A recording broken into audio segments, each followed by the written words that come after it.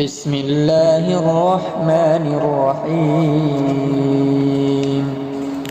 والشمس وضحاها والقمر إذا تلاها والنهار إذا جلاها والليل إذا يغشاها والسماء وما بناها والأرض وما طحاها ونفس وما سواها فألهمها فجورها وتقواها قد أفلح من زكاها وقد خاب من دساها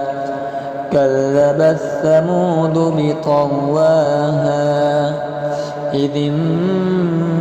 انبعث أشقاها فقال لهم رسول الله ناقة الله وسقياها فكذبوه فعقروها فدمدم عليهم ربهم